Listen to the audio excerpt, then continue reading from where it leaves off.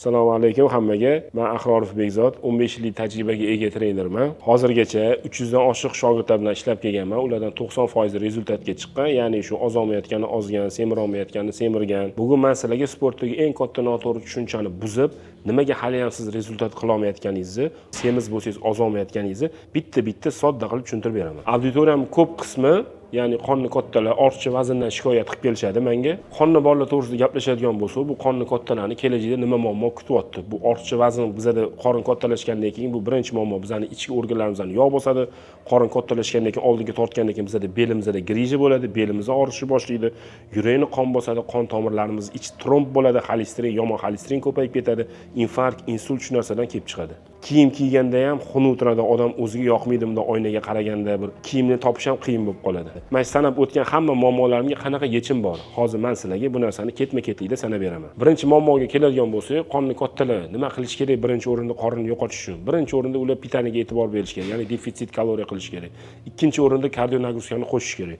Uchinchisida check-up qilish kerak organizmni. Shu sanab o'tgan narsalarimni ketma-ketlikda qilsangiz, siz o'zingizning muammolaringizga yechim topasiz. Endi sizlar bilan hozir shogirdlarimning rezultatlari haqida gaplashamiz. Qisqacha ma'lumot berib ketaman. Shogirdlarimdan bittasini aytib ketaman.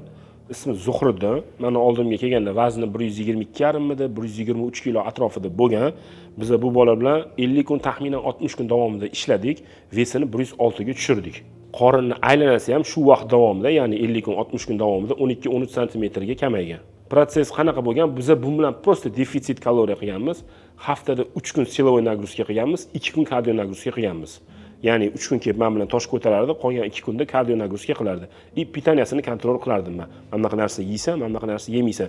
Ya'ni yemaysan deganimda ham bunaqa kategoriyasiga faqat grudinka bilan gruchka o'tkazib qo'ymaganman. U misol uchun lavash ham yerdi, lamon ham yerdi, osh ham yerdi. No umumiy defitsit qilardi. Onlaynga keladigan bo'lsa, mendan oddiy pitaniya olib turib, ya'ni plan pitaniya sotib olib turib, odamning o'zidan kelib chiqib, ya'ni uni vesidan, yog' foizidan kelib chiqib turib, pitaniya tuz beriladi, BJUsini hisoblab, oddiy shunaqa pitaniyani o'zidan ham rezultat qilganlar ko'p. Bir xil ozmoqchi bo'lganlar 7-8 kiloga ozdi, semirmoqchi bo'lganlar ham xuddi shunaqa 6-7 kiloga ozdi, ya'ni qonning aylanasi ham ancha ketdi. Yaxshi o'dziflar bor bo'ldi. Agar videoni shu joyigacha ko'rgan bo'lsangiz, demak sizda ham shu sanab o'tgan muammolar bor. Shu paytgacha nimadir qilib ko'rgansiz, kimdandir so'rab ko'rgansiz, kimdandir nimadir sotib olgansiz, rezultat olmagansiz. Men sizlarga shu narsani, ya'ni 15 yillik tajribamdan kelib chiqqan holda hamma narsani yig'ib, sizlarga onlayn darslik tayinlaganman. Bu darslikda nima bo'ladi? Birinchi o'rinda mashqlarni qanaqa texnika bilan, qancha повторениyadan ishlash kerak. Ikkinchisi bu ozg'in odamlar nima yeyishi kerak, nima yesa semiradi yoki semiz odamlar nima yesa ozadi, nima mumkin emas. Undan keyingisi dabavkalar, ya'ni sport qo'shimchalarini qanaqasini olish kerak, qanaqasi kerak emas. Hammasini zarrini gaplashib ketganmiz. Keyin bunaqa rejim yo'li, ya'ni uyqusini rejimi yo'li, nima ichish kerak, nima ichsa rejim to'g'ri bo'ladi, nima ichsa gormonlari восстановление bo'ladi, hamma dabavkalarni sanab ketganman. Bu onlayn darsligimiz oyiga 399 ming so'm bo'ladi. Bu darslik har oy yangi informatsiya bilan yangilanib turadi. Agar siz ham onlayn darslikka yozilmoqchi bo'lsangiz, pastdagi adminga yozib aloqaga chiqing.